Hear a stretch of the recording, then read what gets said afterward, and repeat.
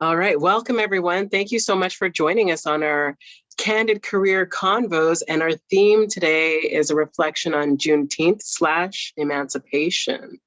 And so we're excited for all of you that are joining us today on our June 17th episode.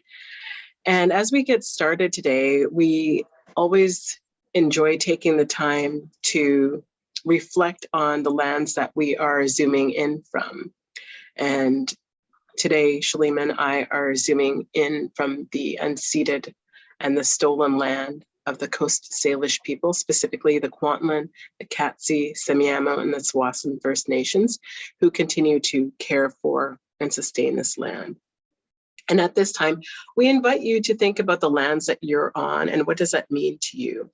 And as you're on these lands, think about what the land provides for you and also what you're giving back to the land, because reciprocity is extremely important and key.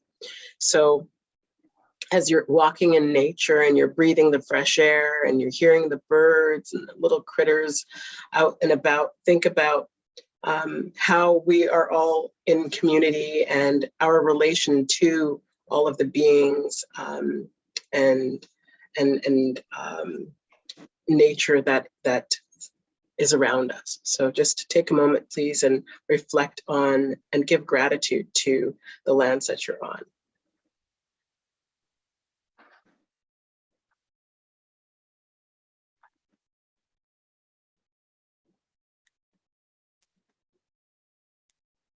Okay. As we continue on, we'd like to just share for those of us who've joined us, you are familiar with a little bit of our history of Kaiso careers and how it came about.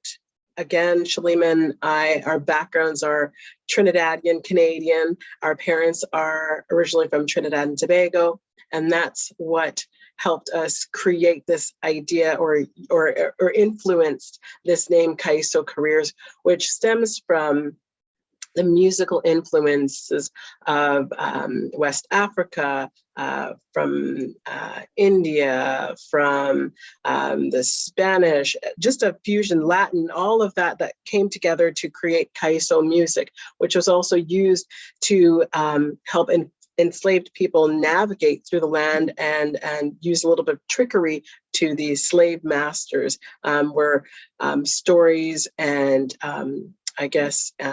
information was shared through the music of Kaiso. And when we think about why we created this platform, it was really to help support BIPOC professionals, so Black, Indigenous, and people of color, as they build their career. We wanted to have a space where we could amplify their voices and our own voices, because we know that all too often BIPOC folks wait for folks to give them the space or wait for a seat at the table. And we said, we're not going to wait, we're going to create our own tables. And that's what we're doing right here. So thank you again for joining us in this conversation. We're excited to continue these chats with community members. I guess we should introduce who we are, Shalima, right? A little bit more in depth. So for those of you who know me, my name is Shelly Ann Vidal, pronouns are she, her, hers, and I am an instructor at Langara College full-time, but I'm on maternity leave right now, so my full-time job is taking care of my beautiful daughter. Outside of my work at Langara, I often volunteer in many Black-led spaces to, again, support community, give back to community. And I also work in various consulting roles where I do equity, diversity, and inclusion work. So that's just high level, a little bit about myself. Shalima, passing the baton to you. Yeah, so my primary area of work is with an organization called HRX. For those that haven't heard from me yet before or in our past sessions, I'm a partner and director of client solutions with HRX, and we focus on equity, diversity, and inclusion consulting. So all kinds of audits with organizations. I do lots of trainings and workshops and facilitating, coaching in that area for leaders. And yes, just lots of juicy conversations, topics, and challenges that come up. And so that's my primary area of work, but I also, do this with Shelley. And one of the things that I love about Kaiso Careers is we've been able to work with entrepreneurs and emerging leaders in this space directly around workshops that really help them, look at how to be authentic within their own spaces, but also to create space in an authentic way, which sometimes is a challenge as BIPOC folks to be able to just be ourselves within corporate spaces. And so how do we do that in a way that's authentic? And then I also coach on the side as well, and I do lots of volunteering around EDI topics and within community, particularly the Trinidad community and Caribbean community. So that's a bit about me. So today, we're doing things a little bit differently. For those of you who have joined us previously, we often will have a guest in to talk about a particular topic around career or perhaps entrepreneurship journey that they've been taking, and primarily around how to be able to just be authentic in our own spaces. How do we, I'm going to actually stop sharing there so we could pull up ourselves. Great. How to be authentic in our own spaces and really claim careers that speak to our own values, pull in our culture and history as part of our strengths as folks in these spaces as well. But today we're going to do it a little bit differently, and we've done this a couple times, is just have a session where we can all chat together and just think about what this means for us. Because this weekend is highlighting Juneteenth, we thought that it would be particularly important to talk about freedom and how do we access freedom in our careers, or freedom to be authentic, freedom to create the type of work that we want and that we can thrive in, just being who we are ourselves. This is also our last session for this type of format. We're going to be moving to a new format after the summer, and excited about what changes that will bring, and just a bit more accessibility for folks who may not be able to join us live, and be able to bring in more people into that conversation in different ways. So excited about that. But we wanted to close out this chapter with just creating space for people to talk with each other and share perspective, share experience, and gain some inspiration as we move into another chapter. So, yeah. Shalima, thank you so much for kind of giving that overview of the format for today. Do you mind sharing, because before we got started on today's session, we were chatting a little bit about Juneteenth and what it means from our lenses. And as you mentioned, it's really about emancipation. And that's why we played a little Bob Marley at the beginning. So maybe you can share a little with our audience, just kind of what we were talking about a little bit earlier about the concept of Juneteenth and the history of it, I should say, not the concept, but the history of Juneteenth, and then we'll dive into a little bit about what that means from our perspective, because again, the history is really rooted in the U.S. and we were chatting about how a couple of years ago during the Black Lives movement after the murder of George Floyd, there was a lot of conversation and recognition of Juneteenth, particularly we're talking about on the West Coast of Canada. So maybe if you want to just set some context for those who may not be too familiar with Juneteenth, that'd be great. Yeah, so one of the things that we're talking about in terms of like why this was an important topic to us, like, yes, we're in Canada, and we recognize that Juneteenth is something that's prominently celebrated in the US. Canada's version of Juneteenth is Emancipation Day, which will be happening in the beginning of August, and now has been formally recognized as that. Both Shelley and I are from Trinidad, and we've been celebrating Emancipation Day for years, which is also the same day as Canada's Day, because it was also a colonialized country by the British. But one of the big takeaways that we felt was important around Juneteenth was the fact that this is when enslaved people found out that they were able to be free, but recognizing that not even everyone was able to hear that message and be informed of that. Like there's, documentation of people still thinking that they were enslaved up until the 60s in the US. And so this idea of actually being able to recognize that you're free and claim that freedom is extremely important. And how do we bring that into our modern day understanding of, how we work, but also how we just be in this world through claiming freedom, and recognizing that we have the right to be free in the way that we're thinking, in the way that we engage with others, in the way that we move through the world, which means that we don't actually have to be part of systems if we don't want to. We have that choice. And so another thing that had come to mind in discussions was a clip that was shared this week by someone I follow on LinkedIn. And it was of a South African woman who talked about how, there's so many Black folks still allowing the system to have an impact. And so while it's nuanced about this idea of allowing a system to have an impact, because we know that for many of us, we don't have, there is sometimes an inhibitant to choice in that matter. There is still this idea of making that conscious, mind decision that I'm not going to allow what standards of practices have been, what has always been before, what has been the tradition to dictate how I think of myself, think about my place in the world, and think about what I have to offer and contribute. So yeah, so that was a bit of our thinking around what we could start discussing in this space today. Yeah. So we would be really curious to know from you all, and again, feel free to put it in the chat, or you can come off of mute.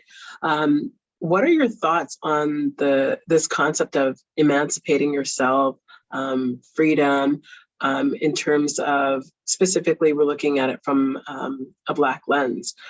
So, I mean, Shalima and I have many passionate thoughts on this, but we also want to hear from you all, because this is a platform to have conversations. I'd also add on to that it's also Aboriginal Heritage Month as well. And even thinking about the timing of this, I believe it was actually this month, back in 1996, that the last residential school was actually closed. And so even just thinking about that frame of freedom as well, and what that means for people. So there's a few different lenses you could take, but I think what we really want to think about is that BIPOC experience of being able to claim freedom and be able to live mindfully free in our spaces that we work in. Yeah. And for non-BIPOC folks, it's an invitation to think about, what can you do to help create spaces so people feel safe enough or brave enough to exercise their rights and their freedoms, right? So again, this is an inclusive conversation here. If you're not part of the BIPOC community, don't feel that, oh, I can't say anything, right? So yeah, we'd like to hear some of your thoughts, and let's get this conversation going. Thank you both so much for the space to share. And as Shalima, you were sharing, I'm getting goosebumps all over. And what comes up for me is the word unlearning. So it's everything I've known and everything I've done, because, what my parents had taught me, what I should do or shouldn't do. it's almost like you have to like start from scratch. Like this was okay for you to wait. You know, Shelley shared about like the table. It was okay to wait for somebody to be like, oh, here, you get a promotion. And on learning that and knowing that I can create for myself, I can build my own table and attract like what I need to attract, of what my authenticity is. So unlearning comes up a lot. It's like a lot of unlearning and learning on repeat. Thank you so much, Razzie. I completely agree with you, particularly if you're someone who grew up, or I would say spent a large part of your life in a community or in a society where you were part of the marginalized group, right? So I think of folks who grew up in societies in which they were part of, specifically I'm thinking about Black folks who grew up in communities in which they were part of the majority, and they are also in a society where it wasn't colonized. They may have a different lens where they don't have to do as much work with the unlearning because they're like, well, yeah, this is just how we are. This is how we be, right? However, again, from this lens of someone who was born and raised in this North American context, there is unlearning, because when you grow up in a society which is, a white supremacist culture, it's just normalized for us to be not part of the majority of or to be centered or to be heard. So I think the unlearning is huge. It's key, and unlearning, and then also taking the time to now educate ourselves. What does it mean? How do we move through a place and a space from a decolonized lens? What does that mean? Or from an Afro-Indigenous lens, I'm thinking of, again, from my lens of looking at things. So doing the labor to figure out, like, what does that history look like, and what does it mean for myself so that I can be empowered? Ooh, Razzie, you've got it going hard this morning or afternoon, whatever time it is.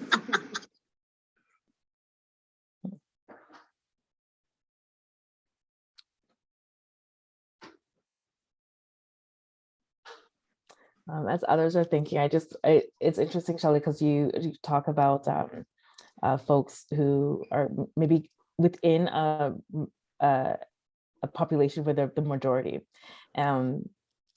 But I think there's so many places that have also been impacted by colonialism, that even if you are in the majority, which might be a minority here in Vancouver, there is still so much influence on how people are thinking and like what they might think as standards of professionalism, and even then, like, immigrating into a space that is Western is still bringing some of those ways of thinking through colonial lies into that space as well, which can reinforce some of the practices that are done here around professionalism. And so I think it's an interesting one, because I think there's so many different ways which that still impacts us even when we are a majority. So yeah.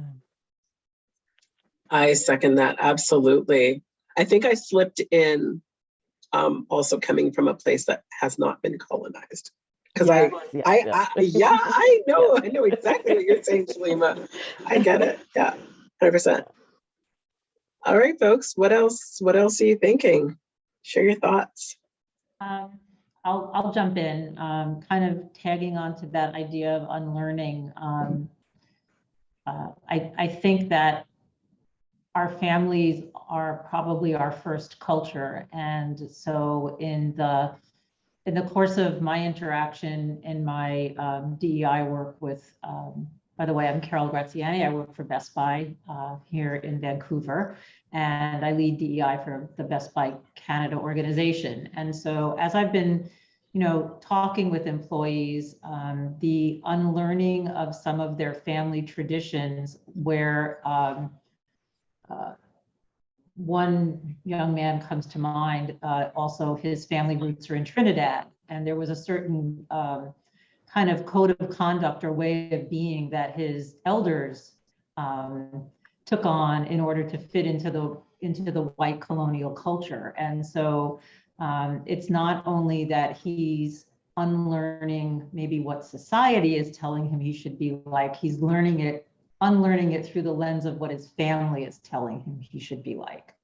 And so I think that's got to be particularly difficult because, it's going against what Granny and the aunties told him, stay out of the sun, don't get too dark. Lots of different things that then he's sort of gone through that journey of, well, what do I want? How do I want to show up, and how can I be myself and still be respectful of my elders and the traditions of the people that I know and love who raised me and raised me up. And I think that's got to be tough. That's got to be a really difficult challenge. It's painful. It definitely, I'm so happy that you shared that, Carol, because like you said, when we think of our family and our traditions, and that's the foundation of for us, who we are. And then it's like having the rug kind of pulled from under you and like, okay, wait, hold on. This is what I've known my whole life. And now, this is the history of why folks do what they do or why they say what they say. And if it's rooted in oppression, it's hard. And it can be traumatizing for some folks, right? Painful and saddening, and people will grieve that at times because it's like, well, now who am I? It's that sense of loss of identity and then trying to establish a new identity. It's powerful. Yeah. Mm-hmm. Thank you for sharing that.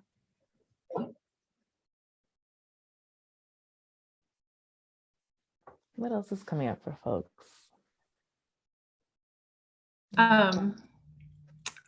I thank you for being here and letting me be a part of this conversation today. And I resonated with the unlearning part, Resi and Carol, but also things that have been coming up for me has been around decentering, a conscious continuing decentering of dominant culture and white supremacy in anything that I do, in any of the work that I do.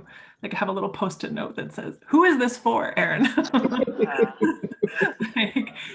But it has to be, it's almost like I need a little, like a rubber band on my wrist to like keep snapping, because it's so easy and comfortable just to continue to see the world through my own lens that it's like wrenching myself out of a way of thinking and a way of behaving and knowing that it's a conscious continuing kind of thing, and then doing that personal work so that it can affect my professional work in a good way. So those are some of the reasons and some of the ways that I'm hoping to show up for BIPOC folks to make those spaces easier and for them to be in. Yeah, thank you. Thanks, Erin. I love the question of who is this for? Because particularly, I think in EDI work and sometimes training and workshops that are being created, we so often will center a dominant voice, whereas there needs to be spaces that are also created for folks that don't have that majority voice to be able to share and talk about these things as well. And so, even in thinking about what you're creating, how you're, putting together a workshop, how you're putting together a space, who is it for is such an important question. How will people engage within that space? How are you creating the opportunity for all voices to be heard, whether they are dominant or not in that space? Yeah.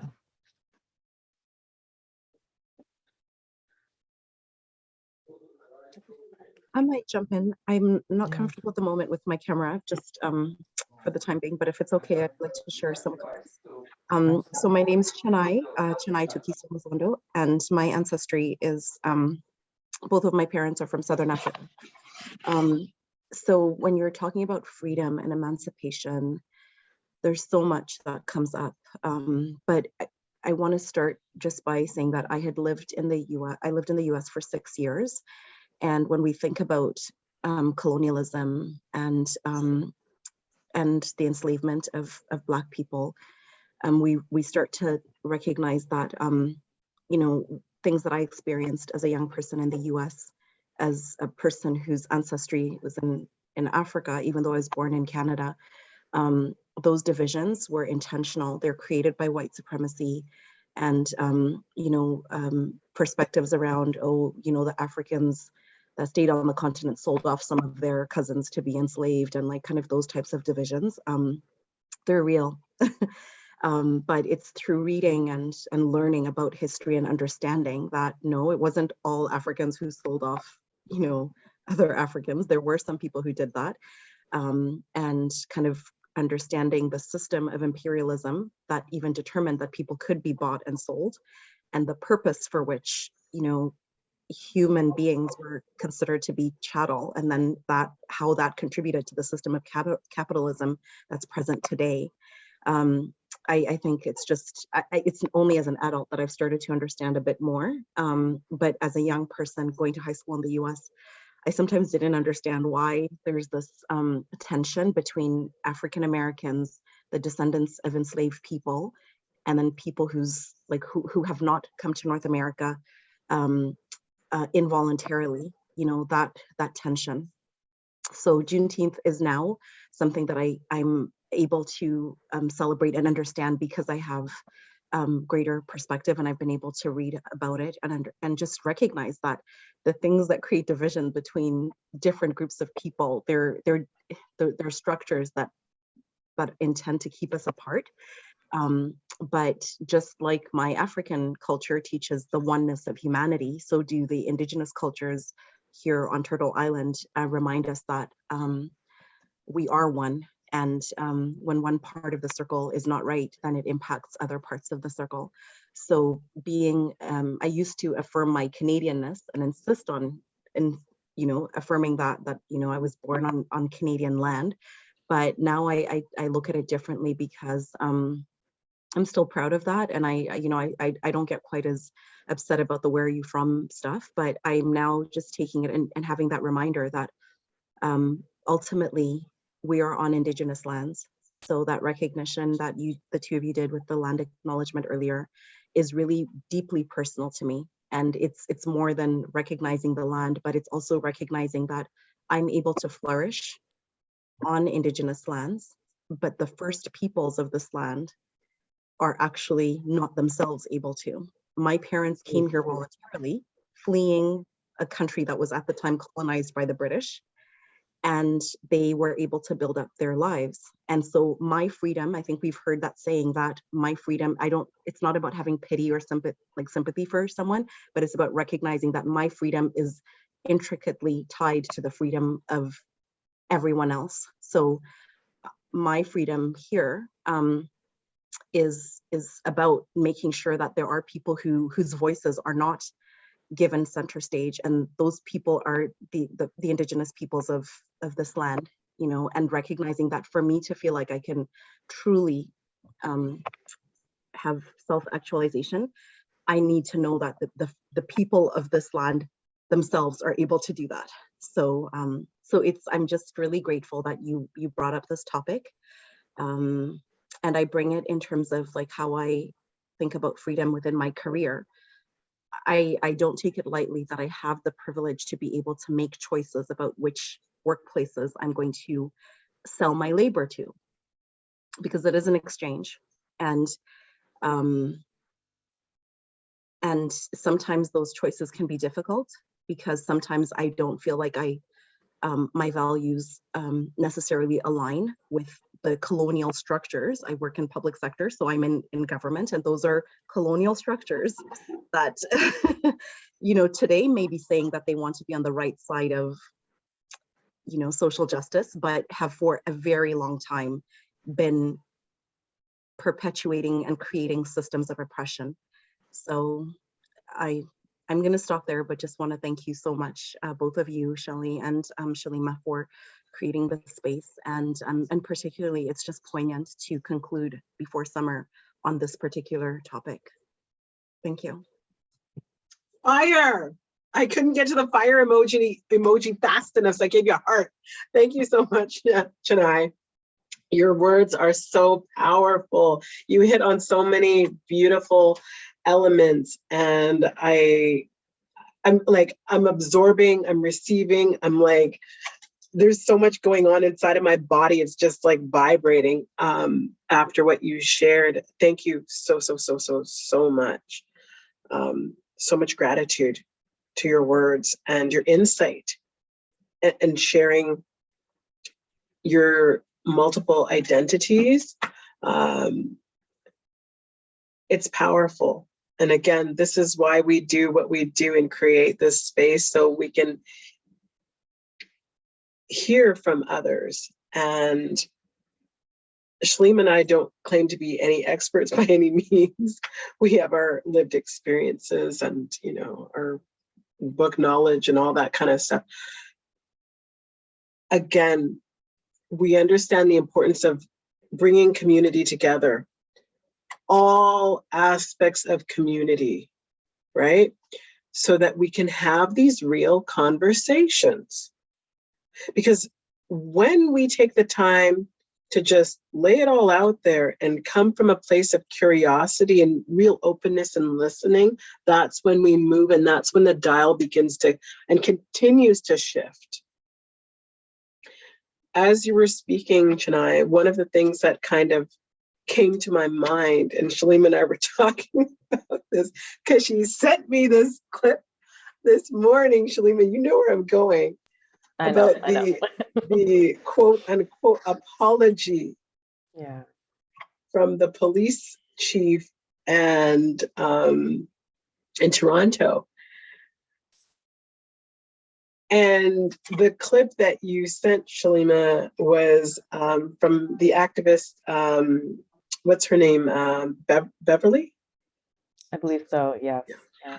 And she really hit on so many points that were just outstanding when she acknowledged that it's not about an apology, it's about accountability. When we think about institutional racism, that's been going on for decades and centuries, and people are upholding it, and sometimes unknowingly upholding it, and sometimes consciously. It's not enough for us to, just hear an apology, and I think that's the low-hanging fruit of like, oh, let's just apologize. What else needs to be done other than an apology? A change of action. So when we look at a change of action, what does that action mean? And who is saying what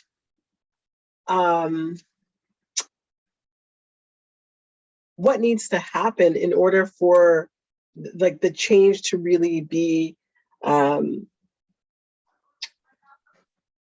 like felt and acknowledged? I'm thinking of I'm losing the word that comes to mind. Restorative justice. That's the word I was thinking of. Restorative justice. When I think of restorative justice, who's saying, who's been victimized, and then who's saying like, this is what I need in order to feel whole? Who are we centering? Going back to that concept, right? Yeah. Yeah, I mean, there's just, so if you haven't seen any clips that came out of that press conference that happened, I believe it's just either Tuesday or Wednesday morning, I think, yeah. I do encourage you to go look them up. This woman, Beverly, did just an amazing job of sharing how much of this is already known. People have been talking about their experiences forever. And now it's taken a mandate to look for data in order for people to believe that that is happening and these experiences are happening. And it just, what came up for me a lot, that was like, gaslighting. Like, this is such gaslighting in that, it's just this pervasive, like, oh, that's not really happening. No, things aren't really like that. We're doing our best. And kind of, it was really taking away that accountability for people who are in the system. And so one of the things that the chief said was, that he felt bad for police officers, that this is not their fault. It's a system issue. 100% it's a system issue. But every person, even Black police officers, need to hold accountability for how that system may influence our decisions and influence our actions. And, Shania, as you're talking about that division that you've seen living in the US and how these categories are made between those who were brought to the US in enslavement, those who have decided to make that choice to come to the US. Same thing for Canada as well. We also have our own history of enslavement here. That really connected for me in terms of, we're all actually part of whether we're upholding that system or making a choice to acknowledge it, and recognizing that because of, money, circumstances, the way that in which we can be impacted by that system and the decision that we have to make, sometimes we have to choose to work within that. And so that's a difficult and choice as well, but it could create tension in ourselves. And it's hard to acknowledge that at times when, okay, I need to make this decision to work within this system because that's just the reality of my life at the moment.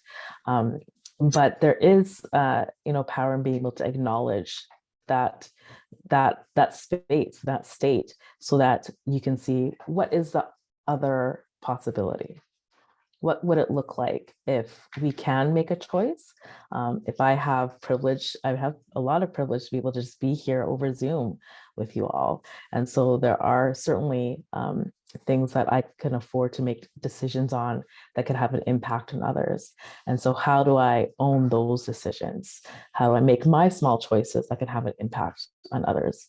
And just like this chief deciding that, or changing around his language, it should be really, we all need to take accountability for what's happening here, whether or not we are a person of color or not, and whether we are in a position of power formally. We still have small little places of power that we can take hold on to, whether it's within ourselves or outwardly. So yeah, that's just something that was coming up for me in connection with that. Yeah. Any other thoughts on this? Because I have a lot, but I don't want to speak so much today if I don't have to. Did anyone else hear the press conference or clips of it? Or okay, well, yeah, we definitely encourage you to just do a quick Google search about the Toronto Police Chief's apology. When you get an opportunity. One of the things that came up, Shalima, and I'm glad you brought it up, is how the police chief was trying to separate the individual from this institutional racism. And it's like, okay, well, who's running these institutions? Is it not people?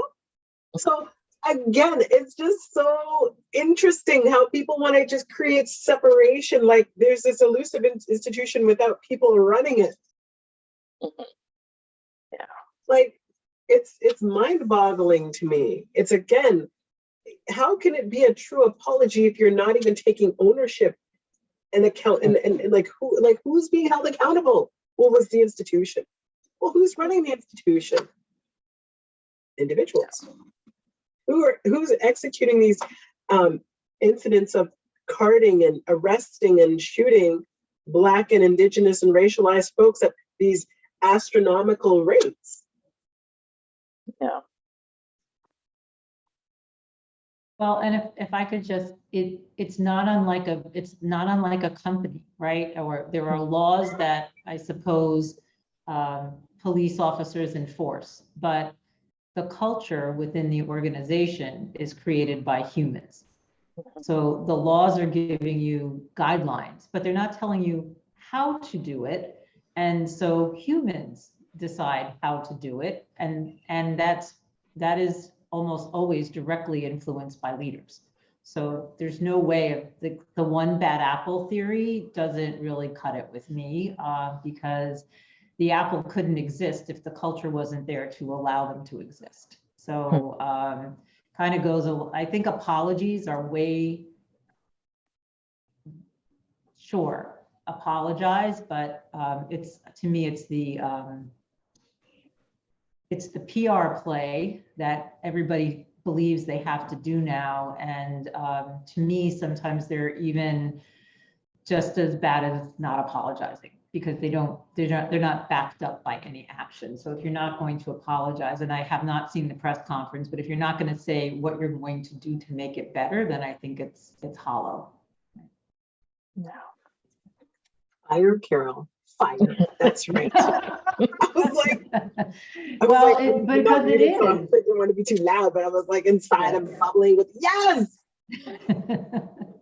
It is true, and it's the same as, and probably the reason I've just been captivated by watching the U.S. news, because I'm originally from the States, and you know, so everything that's been going on with the January 6th hearings, and prior to that, Uvalde, and I'm really just tired of people not moving fast enough to provide healing and support and change, right? That is, if you can't do that, then, you know, just save the press conference, in my opinion. Yeah.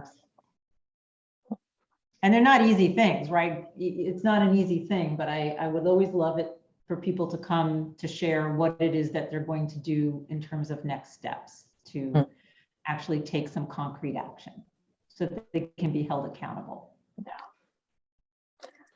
Thank you, Carol. And, you know, one of the things you brought up there was the piece around healing. And I think that's such an important part of this work as well. And, you know, one, giving space for that healing to happen in the way that it needs to happen. Because it's not always pretty. It's not always going to fall underneath the timeline that people prescribe or the way in which you want to communicate it. You know, that may happen in raw, you know, challenging ways, but allowing the space for that to happen. And also for folks recognizing when we ourselves need healing, and, you know, connected to that unlearning piece. So how am I unlearning for myself? Like, how am I unlearning some of the messages that I've grown up with about myself, and healing, or, you know, and sometimes mourning for the fact that I couldn't have had different messages growing up. So that's also really key. And I think just thinking about that, like, I'd love to kind of open that up as perhaps a way to almost close this conversation. But like, how are you considering healing for yourself and creating spaces for healing for others in either the work that you're doing or just in the work that you're engaged in? Yeah, I'd love for people to consider that and perhaps share what's coming up for you as I ask that question. Erin shared a bit about this with, you know, approaching everything with that open mindset, right? That, and setting that intention to, okay, I'm going to do this with love and compassion for myself. And when I'm able to practice that for myself, I can actually hold space and really approaching it from, you know, I have this knowledge, you know, I've unlearned and I'm learning, and how can I inspire others in like that space to do the same? And I think, you know, it really starts with us. And Shania made really great, like I'm still wrote some stuff down. I'm still kind of, you're kicking me out of my comfort zone, and I'm just like stretching from all, like everything that's being discussed, like the ball's rolling. But it really starts with us and that intention. Like for me, it's let me heal, and then I'm able to inspire that and help other people heal by holding space with an open mind. Thanks, Rosie.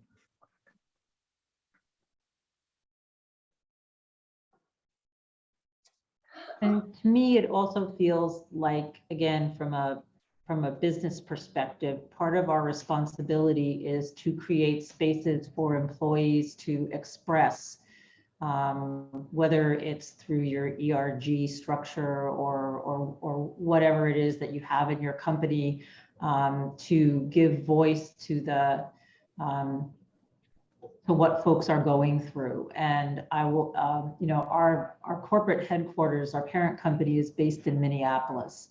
And so you can only imagine the trauma echoing through the entire company and the city, and how much came up for employees. And you've got to give them space to be angry, to be sad, to be all of those things, because they're bringing it to work anyway. And so to try to pretend that it's not happening. And what I thought was wise about the way that my counterparts approached it was they basically just said, what do you need?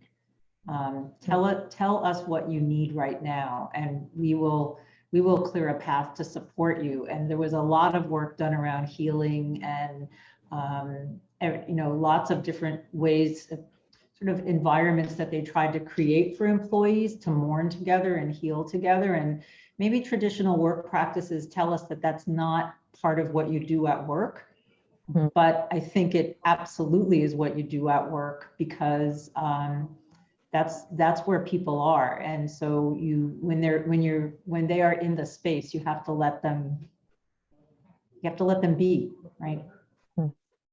Yeah. That's so powerful. Thank you for sharing that, Carol. And it's not a panacea, but I was quite impressed, and we did the same thing here in Canada. And I remember initially, after George Floyd's murder, people kind of saying to me, well, that's a US problem. So what? And I'm just like, oh Lord, no, it's a world problem right now in this moment, but our people are hurting. And I think it was the first time that many leaders actually grasped the concept that something doesn't have to be your fault for employees to hurt, and you need to have compassion in that moment regardless, because it is a trauma that they're going through, and so you need to just let them do that, because we're at work together, whether that's virtually or not, such a large portion of our day, you can't possibly turn that off. So if we've learned nothing over the last 3 years, hopefully organizations have learned that. Yeah. And I think, something you said there was like, that's not traditionally how we've thought about doing things.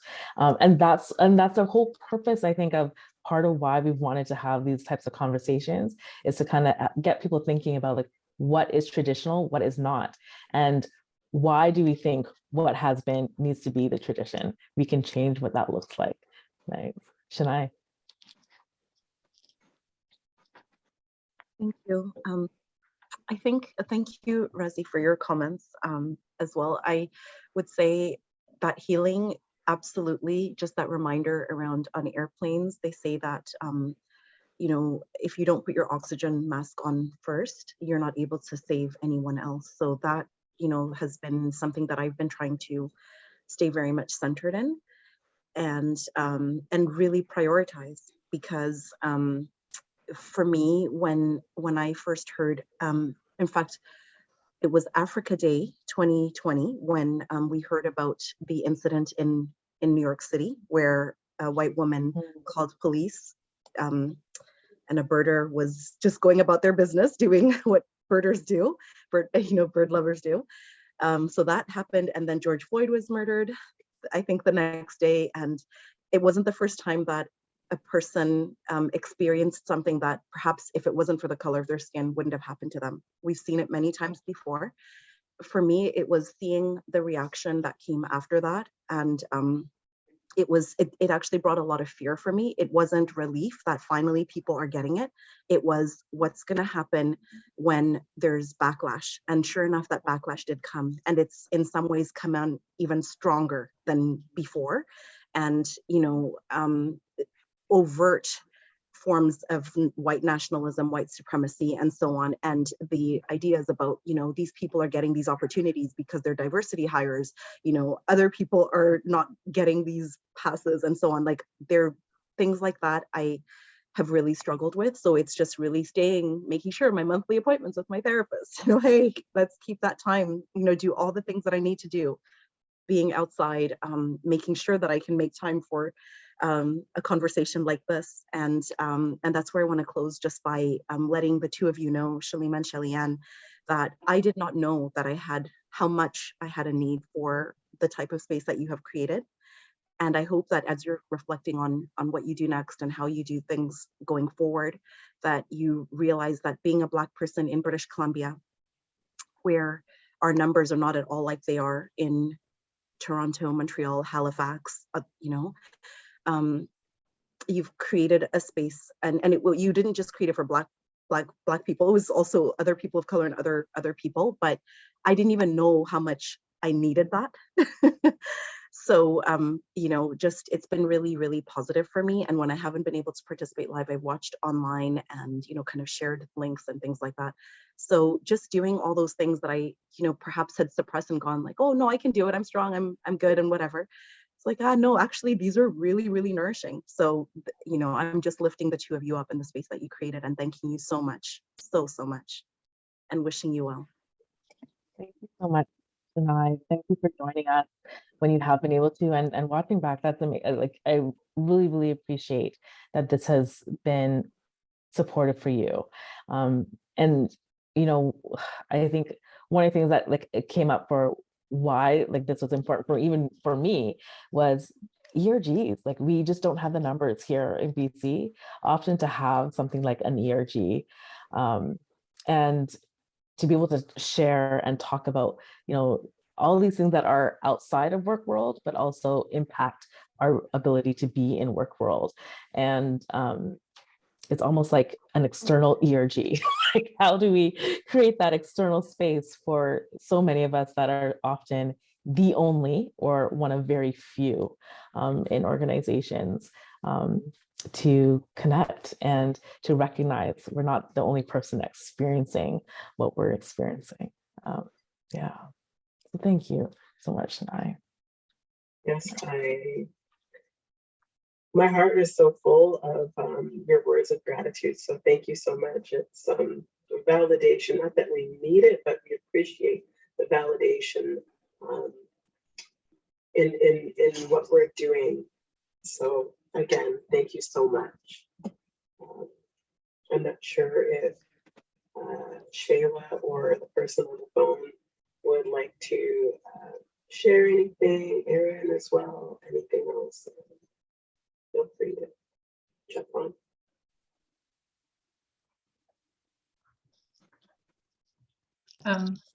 I just wanted to say around healing that I think it's probably really hard to heal when you're still being harmed by people and by systems. And so I'm going to go against what I said earlier and center myself because I think I have to give space for healing. And I think Resmaa Menakem says that like white people have their own healing to do in this work as well. And so not getting so bogged down in unhelpful emotions around guilt and shame, and like processing those and moving forward and working that way so that I'm not causing harm in how I move through the world. So that's kind of all I wanted to say around healing. And thank you for everyone's contributions to that as well. I've got a lot to think about.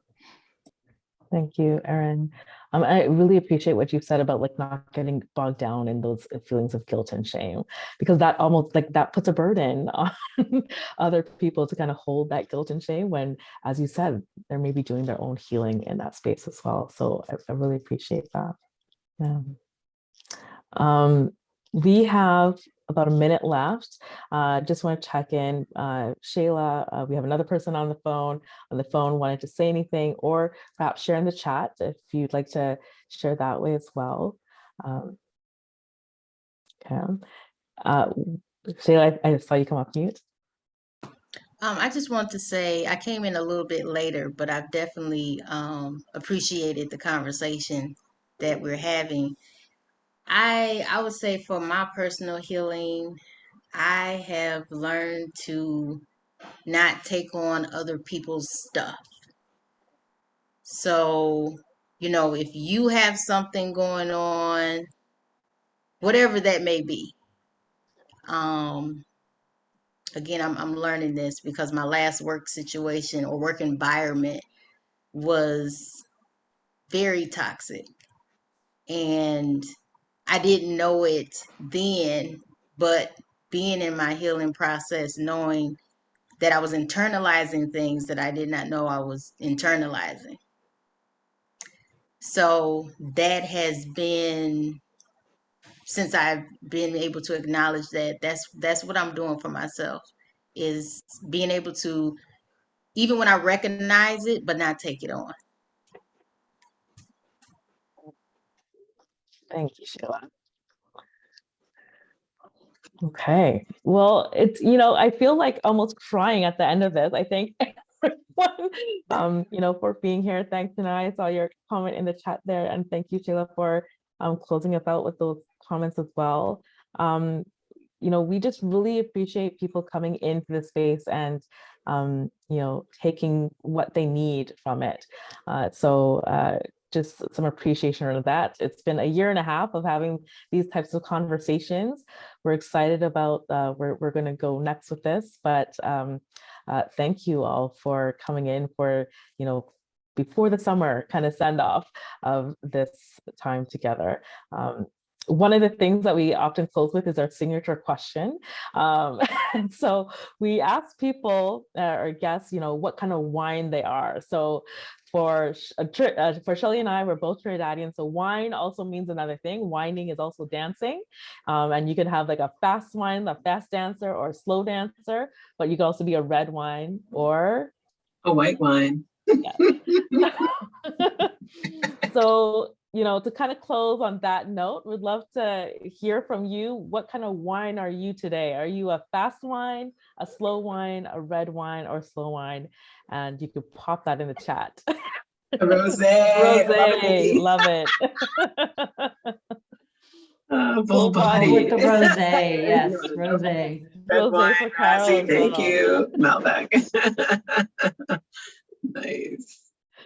Awesome. I think I'm definitely a slow wine today because, just from this conversation, I'm just in such a good, mode and just being very mindful of what we're taking out. So thank you. Shania, slow wine is all day, often. Awesome. Something sweet and smooth. I love it. I'm definitely a slow wine today after a long night with my daughter last night. So slow wine, and I'm going to slow wine into the weekend this weekend with maybe a little white wine.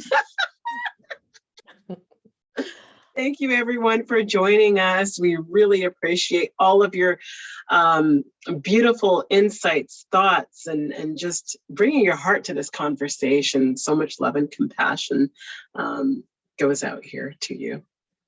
Shalima? Yes, likewise. And we're sending you off with some music to take you into the weekend. So thanks, everyone.